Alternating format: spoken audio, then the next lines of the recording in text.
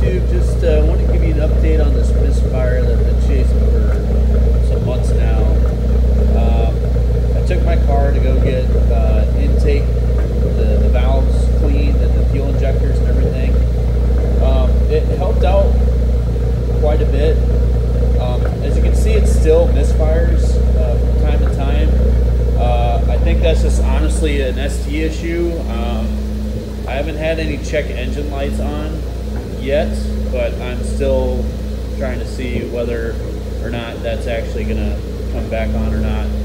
But again, you can see just it puffing out, just from time to time. When I took it to the guy, he said that it was a cylinder 1 misfire and it was continuing to misfire. We ran a bunch of tests. Like I said, we ran everything that's practical. So a leak down test, a compression test, everything that you would think that would, cause concern for the vehicle. I know that one of the guys also told me that the previous owner did have misfires, and it's been misfiring since day one. So I don't know. Again, I don't know what Ford does with their software in the vehicle. I'm thinking it's probably somewhere along the lines with that. So I don't know. I think my other options is to just remove the head. I know it's going to be a expensive fix, or I guess diagnosis, expensive surgery, but at least maybe I'll have that underneath my belt of just saying, okay, there's nothing wrong with the valves. Maybe it could easily be a burnt valve. It's definitely running fine now after a little while, but it still doesn't occasionally when the temperatures are warm. So my other next one is probably just trying to get a custom tune on the car. Could run a lot better. I guess I'm just trying to figure out that information.